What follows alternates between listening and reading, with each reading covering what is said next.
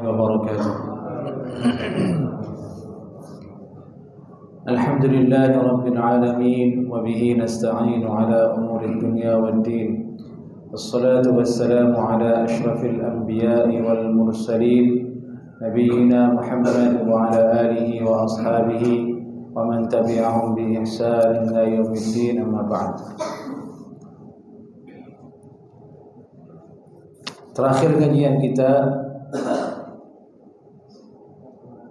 hadis Jabir radhiyallahu taala anhu yang berbunyi la taliju 'alal mughibat fa inna syaitana yajri min ahadikum majrad dam. Qala wa minni walakinna Allah 'anani 'alaihi fa aslamu. Fi riwayatin fa aslama. Sekarang kita lanjut ke hadis berikutnya. قال حدثنا محمد بن بشار قال حدثنا عمرو بن عاصم قال حدثنا همام عن قتادة عن مورق عن أبي الأحوص عن عبد الله عن النبي صلى الله عليه وسلم قال المرأة عورة فإذا خرجت استشرفها الشيطان.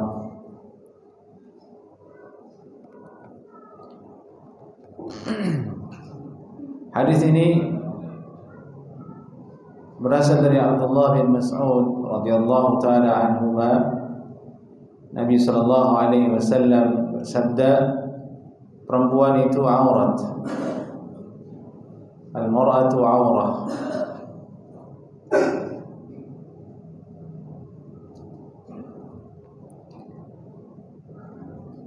Ini seutuhnya perempuan itu adalah aurah.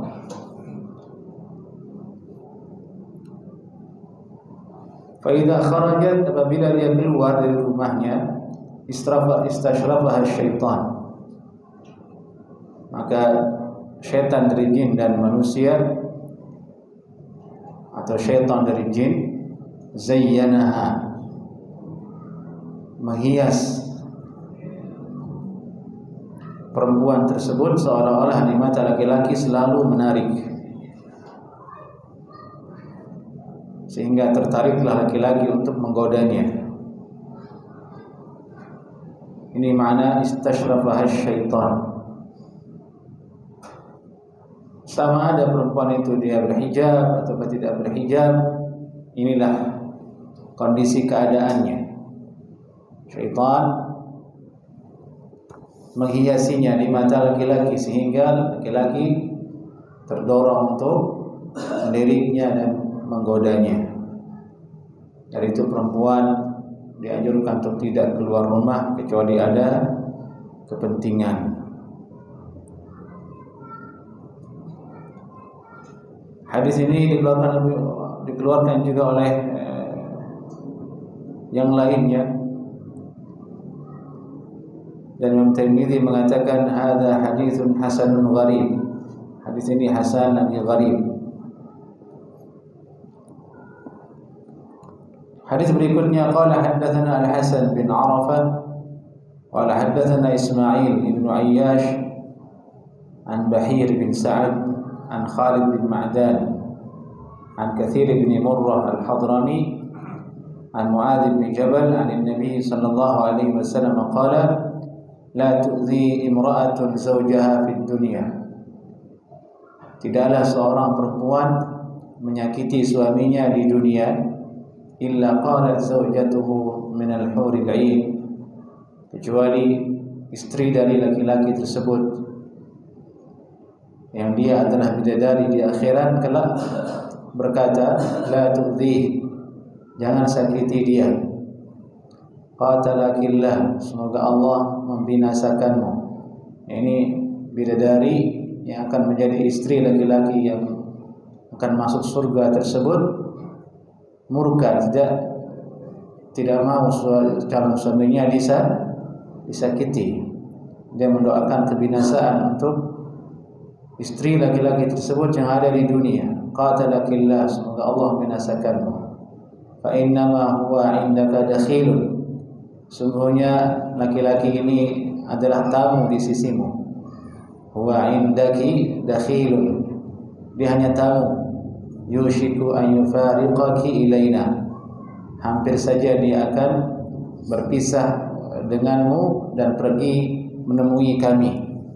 Ini kata bidadari apabila seorang laki-laki yang dia adalah calon penduduk surga disakiti oleh istrinya.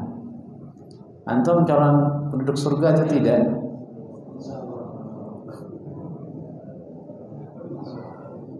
Kan sering nih hadis ini antum dengar kan? Sering kita dengar hadisnya.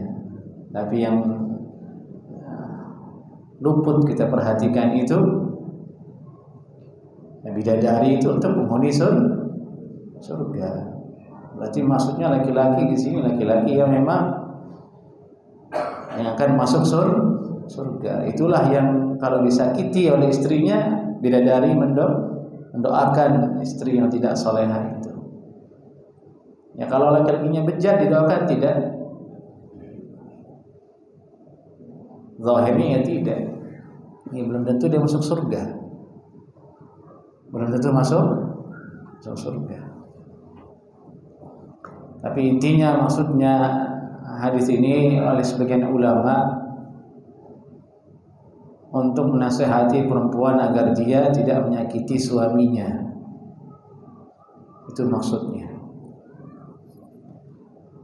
Lebih detail kita sebagai laki-laki agar takut kepada Allah Subhanahu wa taala, agar layak masuk surga, sehingga kalau istri kita marah ada bidadari yang membela kita. Nah, ini yang susah ini. Fa inna ma huwa indaka dakhilun yushiku an yufariqaki ilaina. Dia laki-laki ini hanyalah tamu di sisimu.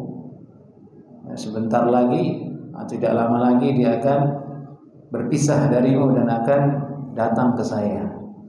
Itu kata bidadari tersebut. Ya, gambarannya laki-laki ini tidak takut mati sudah. Ada bidadari yang menunggu dia. Kalau kita kan takut mati semua. Allah musta'an. Ini gambaran yang sangat jauh sekali. Baik. Ini hadis terakhir jamaah dalam kitab Ar-Radha. Kemudian lanjutannya adalah kita masuk ke kitab At-Talaq wal Li'an. Ini urutan yang disusun oleh Imam Abu Isa At-Tirmidzi rahimahullah taala. Kitab At-Talaq wal Li'an, kitab tentang perceraian dan li'an. Baik. Sebelum kita masuk ke dalam hadisnya, kita bahas sedikit muqaddimah tentang talaq agar kita lebih memahaminya.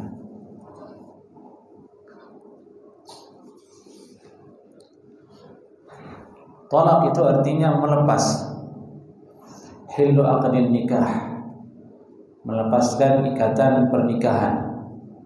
Karena pernikahan itu adalah ikatan, aqdun.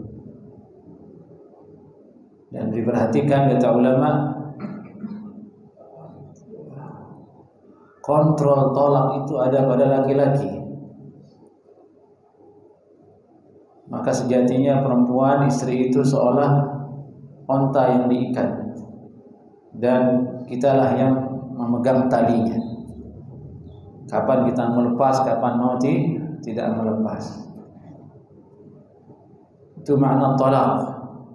Talaq ini kata ulama sudah ada sejak sebelum Nabi Muhammad SAW di bangsa Arab.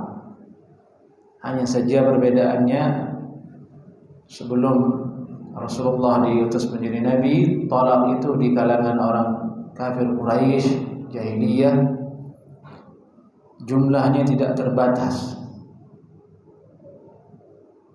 Dia tolak, dia rujuk sehari, dia tolak lagi, dia rujuk lagi, dia tolak lagi, tanpa ada batasan jumlah berapa kali mentalak. Tujuannya untuk memberikan efek jera kepada istrinya.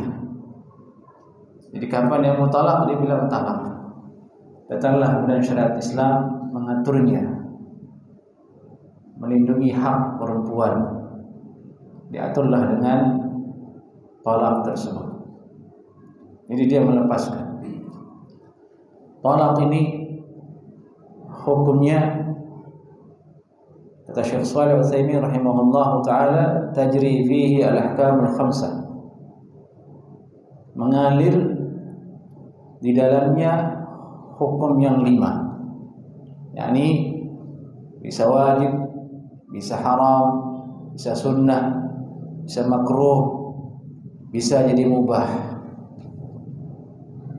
Ahkamul khamsah, 5 hukum yang sudah dicatat oleh ulama dalam usul fiqih: wajib, sunnah, haram, makruh, mubah. Talak juga begitu. Kemudian ditanyakan, ma huwal asal? Apa hukum asalnya? Apakah haram ataukah mubah? Syekh Shalih Al-Utsaimin rahimahullah taala, al-aslu al-karahah. Asal usul talak itu hukumnya makruh. Hukumnya makruh. Beliau berdalil dengan firman Allah Subhanahu wa taala, wa in azamu at-talaqa fa inna Allaha sami'un 'alim. Wa in azamu at-talaqa fa inna Allaha sami'un 'alim. Dan apabila mereka berazam untuk bercerai, maka sungguhnya Allah Subhanahu wa taala Maha mendengar dan Maha mengetahui. Ayat ini diakhiri dengan kalimat sesungguhnya Allah Maha mendengar, Maha mengetahui. Seolah-olah ada isyarat ancaman kepada orang yang akan melakukan cerai talak. Kalau ingin berniat talak, ingat Allah Maha mendengar, Allah Maha melihat. Ya, ada makna mengancam di situ, kata beliau. Dan itulah kemudian hukumnya makruh. Hukumnya makruh. Hukum asalnya makruh itu talak. Ada juga hadis yang lain, yakni yang berbunyi abghadul halal ila Allah at-talaq. Halal yang paling dibenci oleh Allah itu ialah talak. Namun hadis ini dhaif. Secara sanad didhaifkan oleh ulama, secara makna juga butuh kepada pendalaman fikrah untuk memahaminya. Karena bagaimana mungkin sesuatu itu halal tapi dibenci? Yang namanya halal yang disukai oleh Allah Subhanahu wa taala, tapi dibenci. Dari itu alasan Syekh Shalih Al-Utsaimin mengatakan hadis ini tidak sahih, tidak dijadikan dalil oleh beliau. Yang jadi dalil adalah ayat firman tadi, wa in azamu at-talaqa fa innallaha sami'un 'alim. Sebagian ulama mengatakan makna hadis yang berbunyi halal yang paling dibenci oleh Allah itu adalah cerai tidak di atas makna yang sesungguhnya, tapi untuk memberikan peringatan kepada manusia agar jangan melakukannya. Itu kata ulama. Ini asal usul hukum talak, yaitu makruh. Kemudian bisa menjadi boleh, bisa hukumnya boleh. Contohnya ulama, mithlu alla yastati' as-sabr ala mar'atihi. Misalnya seorang tidak bisa sabar atas akhlak istrinya. Laki-laki tidak bisa sabar atas akhlak istrinya, dia menceraikannya. Bagaimana hukumnya? Mubah. Itu contoh cerai yang mubah. Dia ceraikan istrinya karena tidak bisa sabar untuk atas akhlaknya. Disebutkan dalam hadis yang dhaif bahwasanya perumpamaan perempuan yang solehah itu seumpama ghurabul aqsam, gagak yang aqsam. Aqsam itu adalah gagak yang kedua kakinya berwarna putih. Bayadu al-qadamain, yani dua kakinya putih. Ada yang mengatakan yang kedua sayapnya berwarna putih. Antum pernah lihat tidak gagak kaki berwarna putih? Sini jarang ada gagaknya. Tapi lumrahnya gagak itu hitam. yang menunjukkan bahwasanya perempuan solehah itu sangat langka. Diibaratkan seperti gagak berwarna putih, sayapnya warna putih, kakinya berwarna putih, saking langkanya. Tapi itu hadisnya dhaif. Maksudnya adalah laki-laki disuruh untuk sabar karena jarang sekali ada perempuan yang solehah. Jangan berandai-andai istri antum seperti Fatimah, seperti Khadijah, seperti istrinya Fir'aun, Asiyah, seperti Maryam binti Imran. Jangan jauh-jauh. Dia sudah sholat 5 waktu, dia baca Al-Quran, dia berhijab dengan baik, dia siapkan antum makan, minum, itu sudah solehah namanya. Di zaman yang seperti ini keadaan.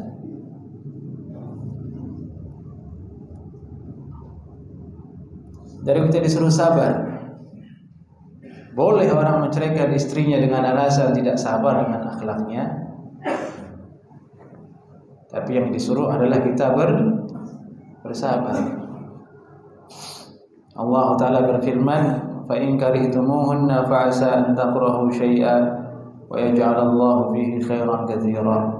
Dan apabila mereka kaum lelaki itu tidak menyukai istrinya, tidak lagi menyukai istrinya, maka bisa jadi apa yang kalian tidak sukai itu Allah jadikan di dalamnya banyak kebaikan. Kata ulama tafsir, kalian punya keturunan darinya, punya keturunan darinya. Ya seperti itu. Istri kita sudah punya anak 2, 3, 4, 5, yang tersisa yaitu kebaikannya. Dia adalah ibu dari anak-anak kita. Kita disuruh bersabar meskipun ada hal-hal tidak kita sukai dari dirinya. Ini akhlak yang diajarkan oleh Allah kepada kita. Wa yaj'alallahu fihi khairan katsiran. Suruh ingat kebaikan yang ada pada diri mereka. Dulu ketika antum melamar dia, antum tidak punya apa-apa, rumah kontrak, di motor aja tidak bisa, antum diterima lamarannya. Dia berjuang bersama antum, bersabar dengan akhlak antum juga, marah, ngambek, akhlak-akhlak buruk laki-laki. Laki-laki juga akhlaknya ada yang buruk, dikit mau marah, banting pintu. Piring sama perempuan, laki-laki kalau banting piring keterlaluan namanya. Suruh ganti kelamin saja itu. Yang mengontrol emosinya, mencaci maki dan lain sebagainya. Nauzubillah min dzalik. Dia bersabar. Itu yang kita ingat sebagai laki-laki. Dan kita nasihati dia kemudian agar dia bertakwa kepada Allah Subhanahu wa taala. Maka jadilah dia di mata kita seorang yang mendatangkan kebahagiaan, mendatangkan kebahagiaan.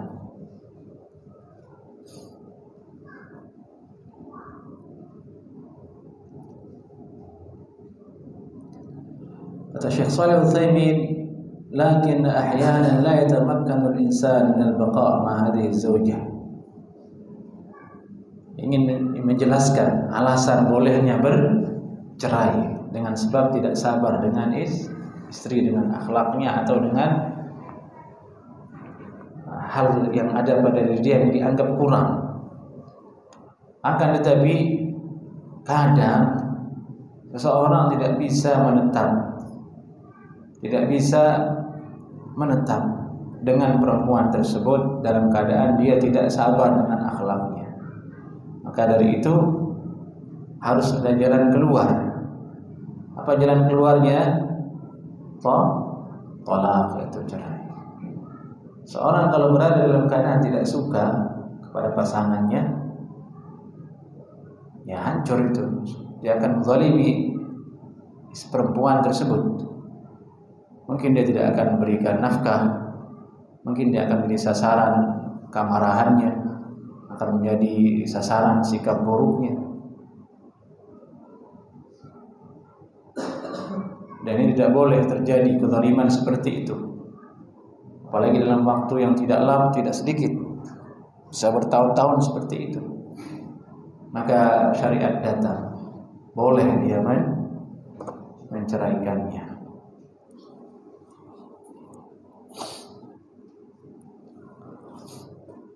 Allah Ta'ala berfirman, Ya ayuhan nabi idza talaqtumun nisaa fatalliquhunna li'iddatihin. Wahai Nabi SAW, apabila engkau ingin menceraikan istri-istrimu, maka ceraikanlah mereka dengan iddah-iddah mereka. Ini dalil bahwasanya bolehnya bercerai di dalam Al-Quran. Allah tidak berfirman, Ya ayuhan nabi la tutalliqu an-nisa, wahai Nabi jangan ceraikan perempuan. Tidak. Allah berfirman, Ya ayuhan nabi idza talaqtumun nisa fatalliquhunna. Jika engkau ingin menceraikan istri-istrimu, ya silahkan ceraikan saja.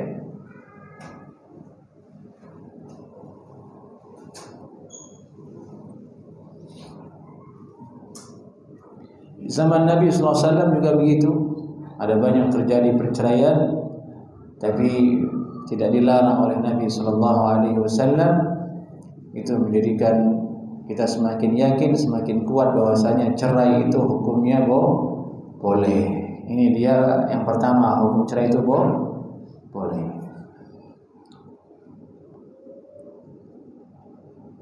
Yang kedua, bisa jadi makruh. Makruh kapan? Jadi makruh hukum talaq inda adamil hajah, ketika tidak ada hal yang mendesak untuk bercerai. Fama'a istiqamatil hal yukrah. Adapun kalau keadaannya biasa-biasa saja, tidak ada masalah yang terlalu mengganggu, makruh hukumnya bercerai, kembali ke asal hukumnya.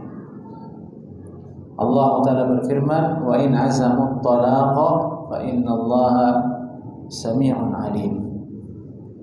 Dan jika mereka berazam untuk bercerai, menceraikan, maka sungguhnya Allah Maha mendengar dan Maha mengetahui.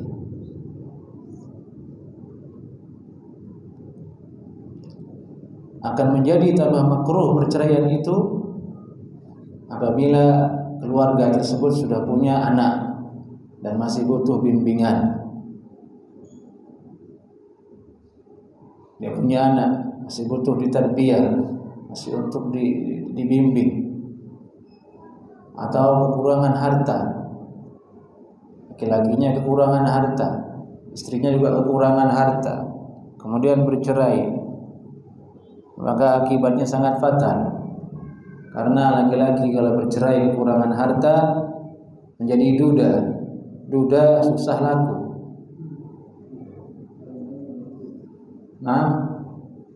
Duda susah laku. Apalagi kalau ditanya track recordnya begini ya, tidak diterima dia. Punya harta enggak? Punya harta juga. Waduh. Sementara dia sudah pernah menikah. Hajatnya kepada syahwat meningkat. Terjadi fitnah yang besar. Terjadi bencana yang menimpa dirinya. Dan ini biasanya anak-anak muda, JPD, mencarikan istrinya, tak sama menikah lagi. Dia kira gampang. Kalaupun dapat, statusnya sama dengan janda. Yang tentu lebih baik istri pertamanya daripada janda tersebut. Itu yang dimaksud dengan ceramah seorang ustaz yang fadil, yakni menikah lagi tapi menjandakan istrinya. Ini makruh. Di samping itu lagi daya'ul mar'ah kasri qalbiha, akan terjadi tanggungan di masyarakat, ada janda, dan hancurlah perasaan perempuan tersebut. Ini kalau tidak ada perhara dan sebab-sebab dia bercerai menjadi makruh. Dan bisa menjadi sunnah. Bercerai bisa menjadi sunnah lil darar. Kalau seandainya memudaratkan laki-laki maupun perempuan. Fa idza ra'a annaha mutadarrirah fa innahu yustahab an yutalliqaha. Apabila dia melihat perempuan itu tertimpa kemudaratan di bawah laki-laki tersebut dalam keluarga, maka disunnahkan untuk menceraikannya. Walau kana raghiban fiha, meskipun dia mencintainya.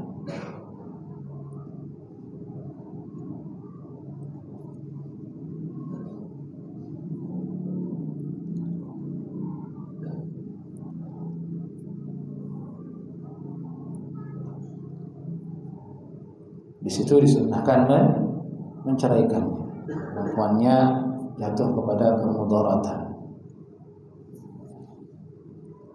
Apa contohnya? Tadi ada seorang perempuan hidup bahagia di rumah keluarganya. Bapaknya menjamin dia, menafkahi dia, melindungi dia. Dapat jodoh laki-laki tidak bertanggung jawab, tidak bisa menafkahinya, bahkan terancam perempuan itu akan terseret oleh perkara-perkara yang didatangkan oleh si suami. Misalnya diminjam pinjol atas nama istrinya, yang makan uangnya si suami, yang ditagih siapa? Siapa yang ditagih? Yang atas nama lah. Dan itu ada ribanya, mutadarrirah, jadi mudaratlah si perempuan. Ad-darar tuzal, kemudaratan harus dihapus, itu kaidahnya. Maka berlaku juga dalam hal ini. Maka beliau mengatakan mayustahabbu lid-darar, disunnahkan menceraikannya kalau ternyata perempuan itu tertimpa oleh kemudaratan.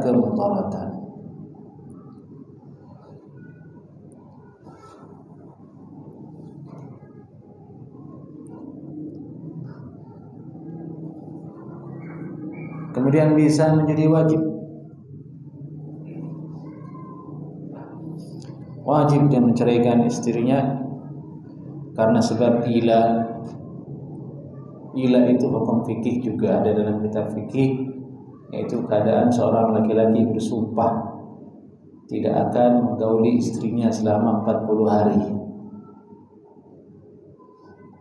Nah, kalau sudah lewat 40 hari, dia harus diminta memilih, kamu gauli dia, kalau tidak maka dia jatuh kepada cerai. Tapi dengan niat, dia berniat, saya lakukan ini untuk ilah dia, yakni mulin atau berpaling dari istrinya, tidak mau menjamah istrinya lebih dari 40 hari, dan dia bersumpah, demi Allah saya tidak akan menyentuh dia. Kalau sudah lewat 40 hari, mau tidak mau jatuh talak, wajib dia ceraikan.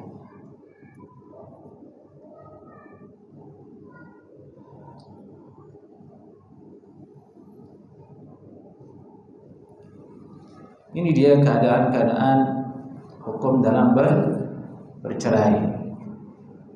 Dan bisa jadi haram. Haram di sini ini yang dibahas di hadis ini nanti, wa yahrumu lil bid'ati. Dan haram bercerai dalam keadaan karena dia bid'ah, yaitu menceraikan istrinya dalam keadaan dia sedang haid. Diharamkan menceraikan perempuan dalam keadaan haid. Kenapa? Karena perempuan menjadi mudarat ketika diceraikan dalam keadaan haid. Mudaratnya di mana? Masa iddahnya jadi bertambah. Iddahnya berapa? 3 kali suci. Kalau diceraikan dalam keadaan haid, nanti dia sucinya ini tidak dihitung. Yang dihitung adalah haid berikutnya. yang semestinya dia menjadi 3 bulan lebih menjadi 3 bulan. Jadi lebih lama dia menjadi seorang perempuan yang dicerai. Dan itu diharamkan. Ini bukti bahwasanya syariat kita menjaga perempuan, tidak boleh dizalimi.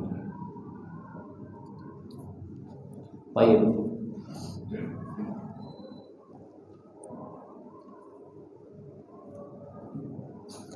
Dari itu jemaah, hati-hati kita dengan masalah cerai. Mulut kita itu kita kunci. Jangan latah bilang cerai. Terutama yang masih muda.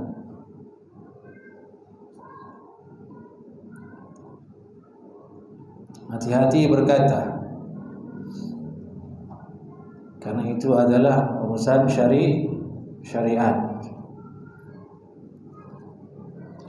Baik. Di sini kemudian al-li'an, kitab at-talaq wal li'an. Kitab membahas tentang talaq dan li'an. Adapun li'an itu adalah kasus kondisi seorang laki-laki menuduh atau seorang perempuan menuduh suaminya atau suami menuduh istrinya berzina. Kemudian harus mendatangkan bukti. Kalau tidak bisa maka mereka mula'anah, saling laknat. Nanti ada bahasanya insyaallah ta'ala. Dan ini ada dalam Al-Quran disebutkan masalah ini.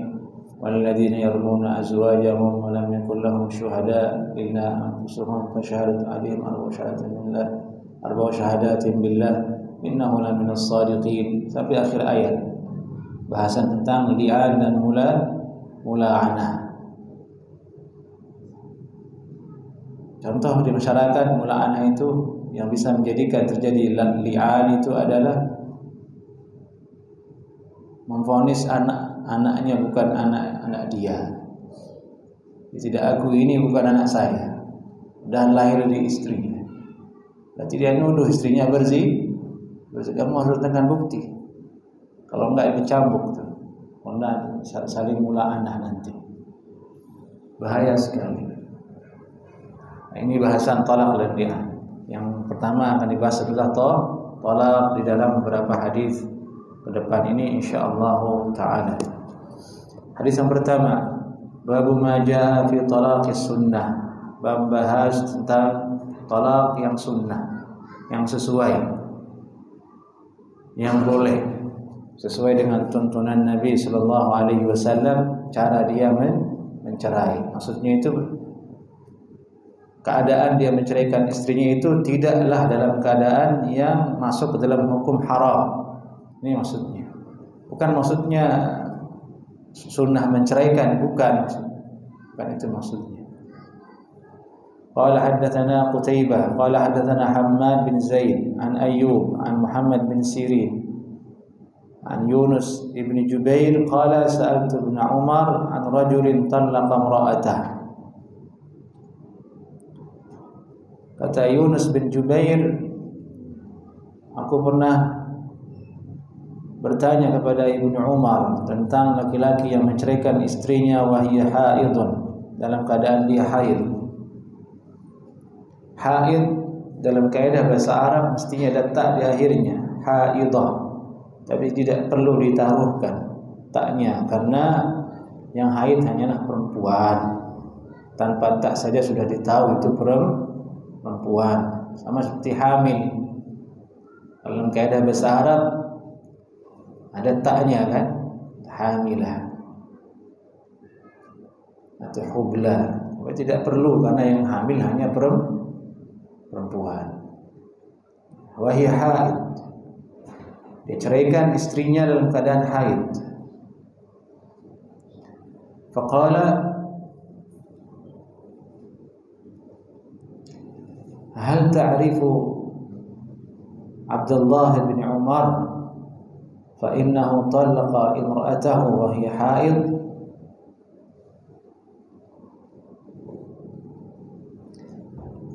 Berkata Abdullah bin Umar,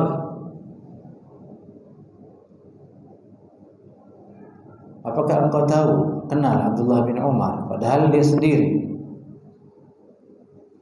Dia ingin menguatkan bahwasanya itu juga terjadi pada dirinya. Bahwasanya dia harus ikuti cara Nabi sallallahu alaihi wasallam.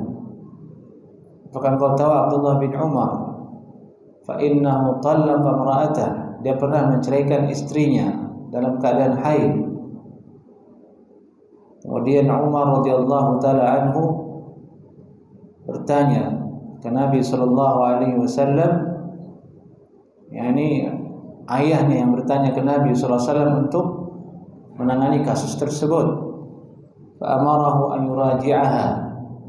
Nabi sallallahu alaihi wasallam merintahkan kemudian Abdullah bin Umar untuk merujuk istrinya yang dia ceraikan dalam keadaan haid tersebut. Hadis ini menunjukkan hukum talak yang tadi kita sebut, bahwasanya haram seorang laki-laki menceraikan istrinya dalam keadaan dia haid. Jadi masalahnya kan begini sekarang, cerai itu pendorongnya yang mendorong seorang laki-laki berkata cerai itu apa biasanya? Emosi kan? Kan tidak mungkin orang emosi ngecek dulu kamu haid atau tidak. Langsung saja dia bilang saya cerai kamu tanpa melihat dia haid atau tidak. Jadi itu masalah emosinya laki-laki. Kemudian dia berkata cerai jatuh atau tidak menjadi bahasan di kalangan ulama.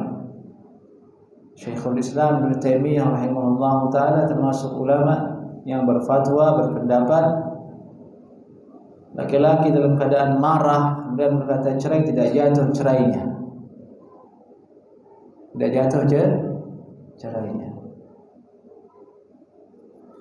Adapun kasus ini sekarang menunjukkan bahwa barangkali dalam keadaan normal, dia tahu istrinya sedang haid dalam keadaan normal, ada perkara yang mendorong untuk dicerai, dia bisa ceraikan dalam keadaan haid.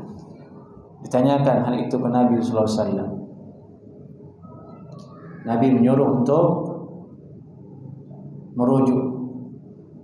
langsung merujuk istrimu. Qala qultu, kemudian Yunus bin Jubair berkata, fayu'tadu bitilkan tatliqah, apakah ada iddahnya dengan cerai tersebut? Apakah ada iddahnya dengan cerai tersebut? Ini jadi bahasan. Apakah jatuh cerai atau tidak? Dia mengatakan saya cerai kamu dalam keadaan istrinya sedang haid. Tadi hukumnya haram. Hal itu bid'ah, tidak sesuai dengan sunnah Nabi SAW. Jadi masalah berikutnya adalah jatuh ataukah tidak.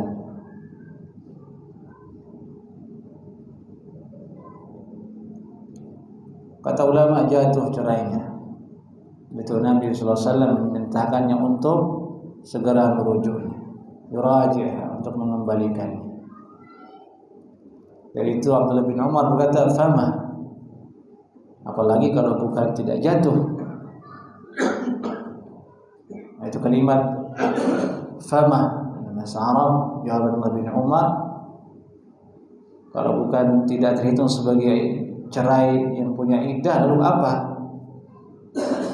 Ini takrir oleh beliau menunjukkan bahwasanya perceraian yang terjadi ketika perempuan haid itu jatuh hukum cerainya meskipun haram.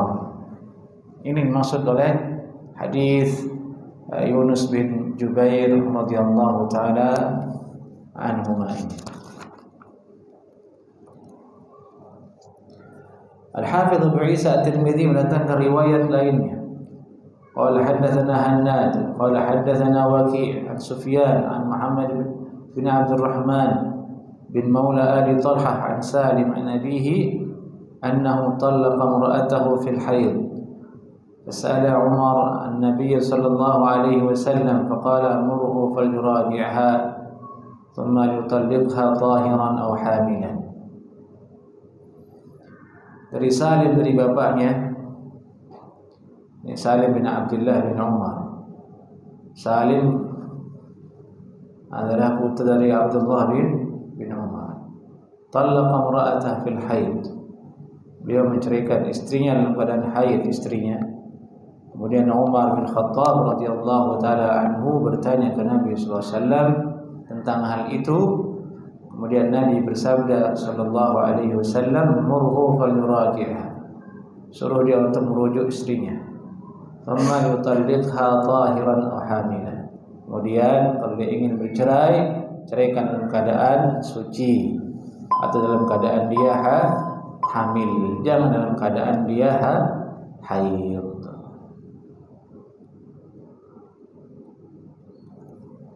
Baik, silakan azan.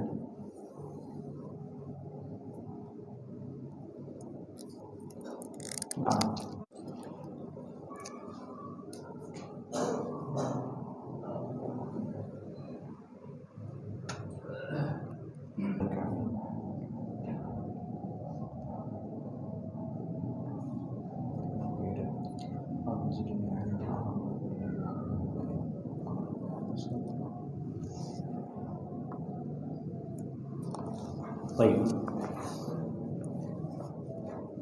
Ini tadi riwayat dari Salim bin Abdullah bin Umar menguatkan riwayat yang sebelumnya.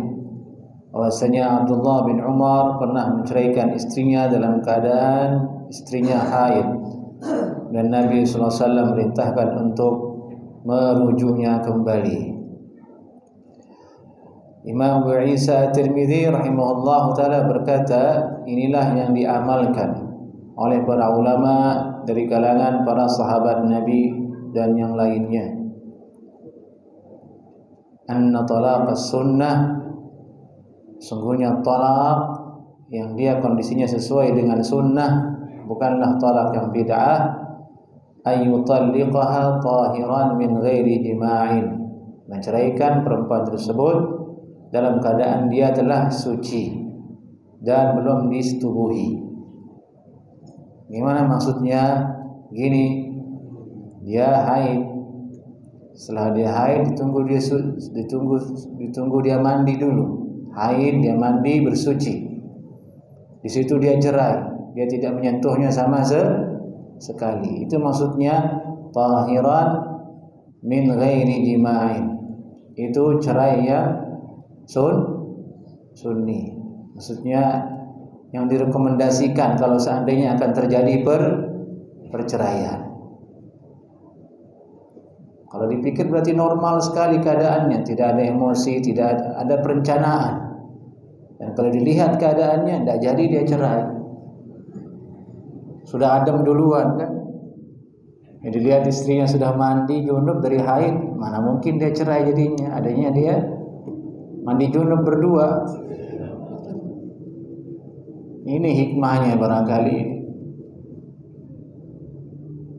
hadis ini. Ayyutalliqaha tahiran min ghairi jima'in, menceraikannya dalam keadaan dia suci, belum disentuh, belum disetubuhi. Kalau diceraikan dalam keadaan haid, namanya talak bid'i, talak yang bid'ah, hukumnya haram.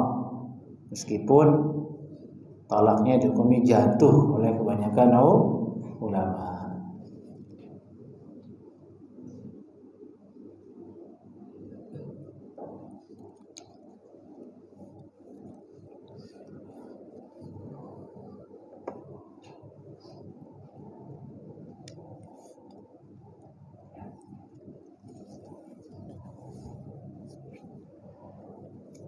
Hadis berikutnya, babu ma jaa fi ar-rajuli yutalliqu imra'atahu al-battata.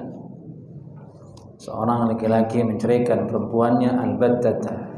Yang dibahas sekarang ini adalah kasus kondisi laki-laki dia bilang cerai, tapi tanpa menyebut angka. 1kah, 2kah, atau 3. Cerai saja. Nanti kita bahas ini insyaallah taala di pertemuan berikutnya biidznillah taala. Baik jemaah, ada yang ditanyakan, dipersilahkan. Assalamualaikum warahmatullahi wabarakatuh.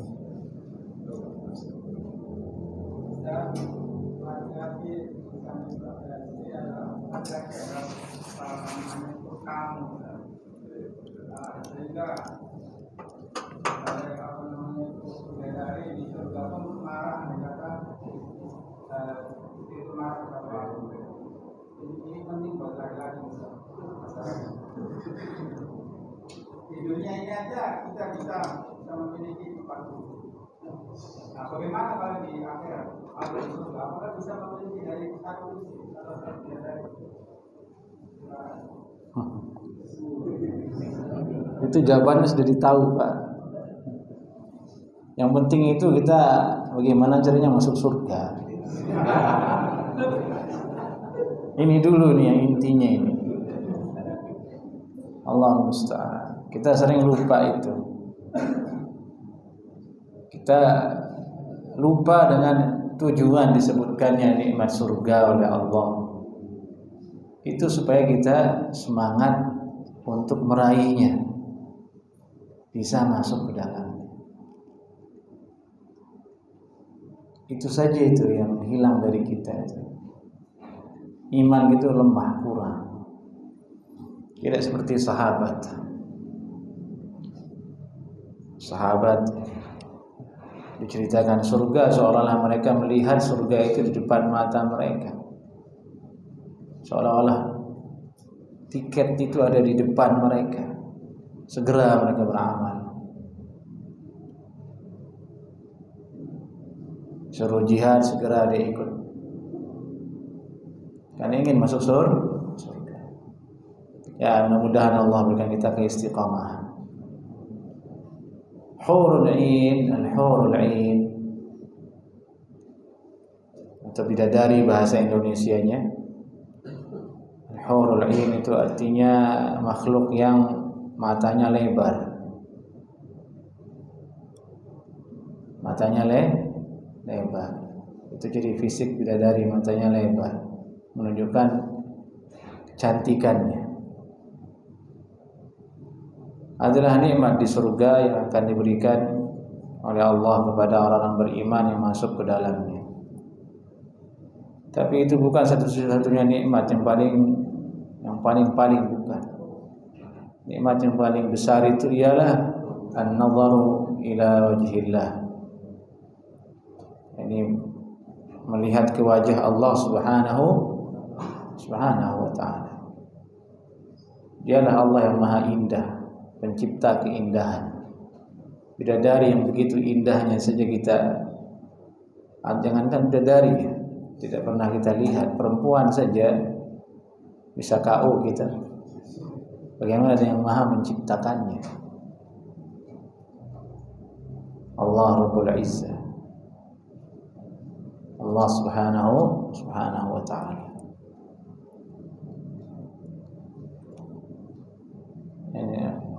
Uruban atraba, itu salah satu sifat bidadari disebutkan dalam Al-Quran.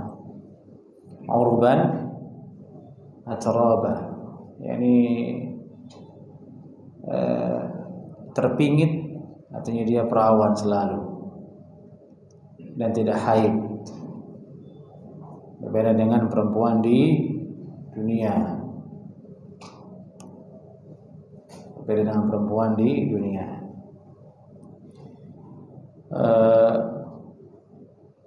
Jumlahnya mata sya', berapa yang kau kehendaki, yang kau inginkan.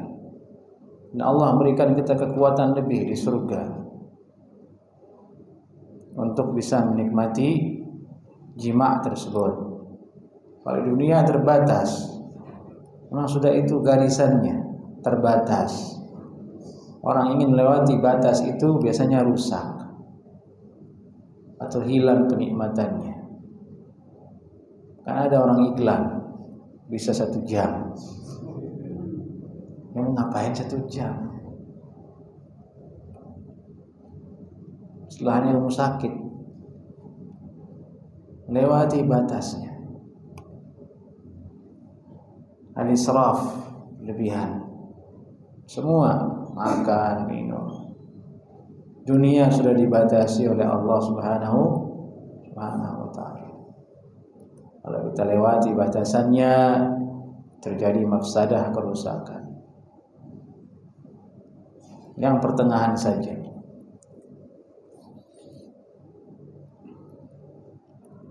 Yang paling intinya berarti Pak, mudah-mudahan kita semua masuk surga. Dengan istri kita juga masuk surga. Masa antum mau antum doang yang masuk surga, istri antum enggak? Nanti nangis istri antum.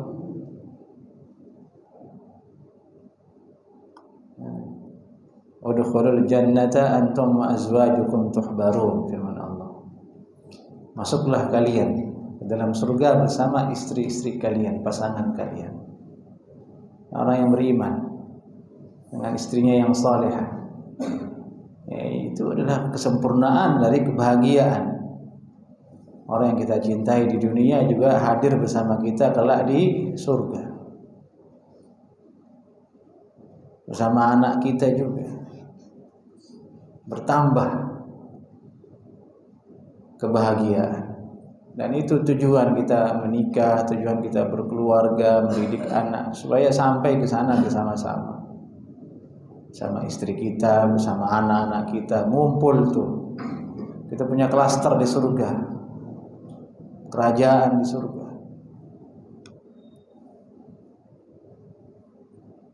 Nah, ini yang akan menjadikan kita terdorong untuk beramal dan menjauhi maksiat Allah Subhanahu wa ta'ala. Dari itu didiklah istri kita jemaah.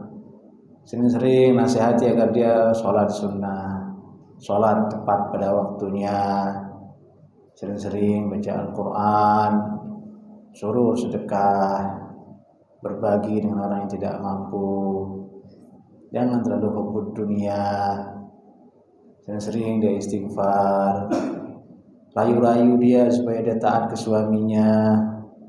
Dek, kamu nyari apa lagi sih? Dunia ini kan hanya ada saya buat kamu. Begitu rayu dia. Mau nyari apa lagi? Kalau kamu tidak taat, lalu kamu taat sama siapa? Kamu taat, kamu dapat pahala. Seperti itu. Luluh hatinya dia taat. Itu cara kita mengajak dia taat kepada Allah Subhanahu wa ta'ala. Kalau dikte nggak bisa, kalah antum debat. Kata Ustadz begini-begini, omdo doang katanya. Digituin antum sama istri antum. Karena yang paling tahu keadaan antum ya istri antum. Orang lain enggak. Dialah pakaian kita. Jadi kita nasihati dia. Sering-sering nasihati dia. Apalagi di zaman fitnah seperti ini jemaah. Fitnah benar-benar fitnah harta, fitnah pergaulan, fitnah sosmed, melemahkan iman orang-orang yang soleh. Bisa lemah imannya, pendiriannya dengan keadaan ini. Apalagi perempuan tidak solehah pada dasarnya. Anak-anak perempuan kita juga yang menginjak usia remaja, yang gadis, yang remaja, sering-sering nasihati agar takut kepada Allah Subhanahu wa ta'ala. Jaga sholatnya, diamalkan pelajaran yang didapatkan di pesantrennya, di sekolahnya. Itu cara kita supaya bisa masuk ke dalam surga bersama. Nah, itu dia. Nah, Allah. Ada pertanyaan lain jemaah? Dipersilahkan. Nah, kalau kondisinya terbalik, misalkan seorang suami dia tanggung jawab masuk nafkah, cuma cara nafkah itu dari barang-barang yang haram. Bahkan semua penyakit laki-laki ada pada dia. Dan bagaimana tindakan seorang istri ketika dia melakukan kesalahan atau wakilnya boleh menyebut kalau keadaannya terbalik, laki-laki yang seperti itu, kalau dia bisa bersabar lebih bagus. Kalau perempuan yang bisa sabar menerima keadaan suaminya yang sakit dan dia berkhidmat mengurusinya, itu lebih bagus dan harta haram agar dia tinggalkan, dia dakwahi, itu lebih bagus. Jangan dia minta untuk cerai atau khulu, itu lebih bagus. Tapi kalau seandainya tidak sabar, dia sama keadaannya laki-laki, dia tidak sabar, suaminya seperti itu, barang haram semua, kemudian kemaluannya tidak bangun karena ada penyakit dan sebagainya, itu adalah hal-hal perkara-perkara yang menjadi alasan yang dibolehkan bagi perempuan untuk minta cerai, yang disebut dengan khulu'. Tapi kalau tidak ada sebab yang syar'i, tidak ada alasan yang dipertimbangkan oleh syariat, tiba-tiba minta untuk cerai, itu yang diancam neraka oleh Allah Subhanahu wa taala perempuan tersebut. Seperti itu. Nah, ini banyak kasus. Kemarin ada perempuan datang ke kami, masalah rumah tangganya, dia minta cerai dari suaminya gara-gara suaminya chatting sama perempuan lain. Dia cemburu dan dia dalam keadaan hamil, masuk usia 7 bulan atau 8 bulan. Minta cerainya sadis. Dia mau bunuh diri, gunting, beling, dia sudah diselamatkan sama suaminya, sampai dikunciin pintu biar tidak berusaha bunuh diri, sampai akhirnya menemukan tangga tukang yang begini, dia naik ke situ ke atas. Ini ibu, dia mau jatuhin dirinya di sana kalau tidak diceraikan. Dia hanya mengancam sebenarnya, terungkap ketika dia bertanya. Katanya, sebenarnya saya ingin bilang stop ke suami saya, jangan bilang cerai. Ini kan unik. Dia bilang ceraikan saya, tapi ketika suaminya mau bilang cerai, dia bilang jangan. Ya kan? Memang susah dipahami ini perempuan. Akhirnya suaminya kan laki-laki, to the point. Kalau sudah begitu, bagaimana ini? Menjatuhkan diri nanti beneran mati. Anaknya juga ada di situ, sudah usia 8 bulan. Ya sudah, saya ceraikan. Ini real, kisah nyata. Kemarin datang hari Rabu, datang kemudian saya nyesal, Zat. Saya merasa bersalah dengan suami saya sayang sama dia. Gimana hukum cerainya sekarang? Jatuh atau tidak itu? Nah, itu yang ditanyakan. Jadi intinya seperti itu. Perempuan minta cerai, pada ujungnya dia menyesal. Banyak kasus seperti itu, minta khulu tapi dia menyesal. Dari itu suami jangan cepat bilang iya. Kita tahu dia pasti menyesal nanti. Kalau dia marah aja itu, pengen digoda, pengen dimanja, pengen diajak jalan-jalan, kasih duit, sudah lama ini duit ini. Yuk jalan-jalan sayang. Selesai urusan. Jangan terus serius, antum jadi suami, bubar itu rumah tangga. Nah, kalau kita bilang iya, ya jatuh cerainya, kasihan dia, kasihan anak, kasihan semuanya ini. Seperti itu. Hal seperti ini dipahami oleh laki-laki yang dewasa seperti antum-antum, seperti kita. Yang muda-muda itu yang butuh bimbingan, belum mengerti banget dia masalah itu. Baik, sampai di sini kajian kita dulu. Qulu qouli hadza, assalamualaikum warahmatullahi wabarakatuh.